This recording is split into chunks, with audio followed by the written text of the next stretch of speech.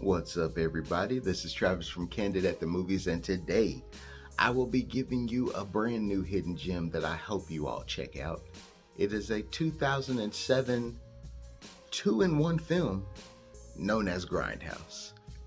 Now, this movie, in all honesty, was a great film, but sadly, it came out at the wrong time. This movie was released, I believe, over Easter weekend, and it was considered a box office bomb. But in all honesty, this film is probably something that we will probably never see again, and I would love to see again if we ever get the chance again. If you don't know what Grindhouse is basically two films directed by Quentin Tarantino and Robert Rodriguez, both off of the so-called 70s Grindhouse era, where there were films that just had weird titles, looked like they were thrown together, the aspect ratio and everything about the movies just looked bad, but they had a cult following. And with both of these horror films, both different in every way, they honestly give off that more than ever.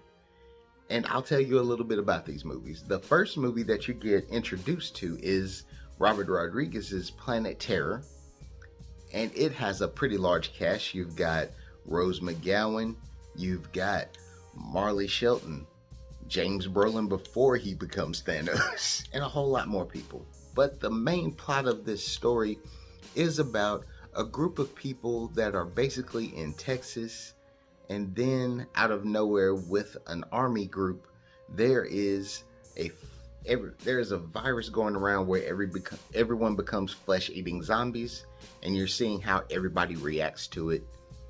And then out of nowhere, Rose McGowan's character, Cherry, starts to lose her leg, and then she gets a gun attached to the leg. How she shoots that gun, it's never answered. But hey, it's a great 70s impact horror film where you're just seeing a lot of crazy stuff, a lot of weird things going on, with one guy wanting people to pay their debts by cutting their nutsacks off. You know, weird 70s exploitation things.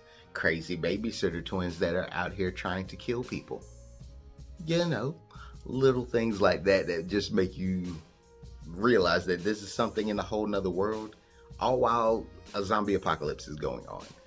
It's very Robert Rodriguez, and especially since you know he does films like Desperado, you're going to see his outlandish action and talents all throughout this film, and crazy dialogue as well. And it's something that you'll never forget. Even my friends that didn't like this movie will never forget the girl with the gun on her leg shooting off rockets and everything. Like I said, it's very different. It's not traditional horror. It's just fun, sit back, laugh, craziness. And with the second film that you get, the second film is Quentin Tarantino's Death Proof.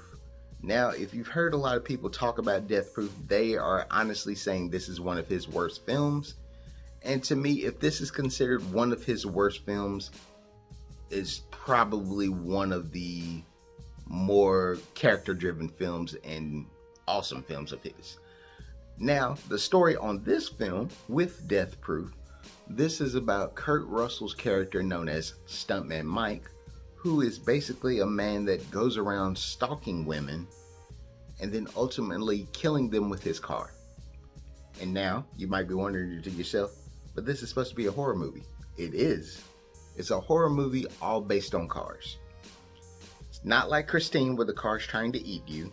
This is just the character Stuntman Mike going through using his car to kill women and get it off as, oh, I'm drunk, or I didn't see them on the road, something like that. You know, he's getting off to it. It's pretty weird, pretty messed up, but then he gets in touch with these other four women, and then they all, out of nowhere, become a challenge for him. Now, without spoiling anything in this movie is probably the better film of the two films. The cast is amazing in there. You've got Kurt Russell, Vanessa Ferlito, Jordan Ladd, It's so many people in this film, and you're gonna get great character study. All in all, while you're getting these weird, choppy weirdness throughout the film, and parts where you feel like you were missing parts in the movie. In the theaters, it was a whole nother experience watching this film, in all honesty. When you're watching the movie, you're getting previews of movies that aren't made by great directors. You got Machete before Machete became Machete as a film.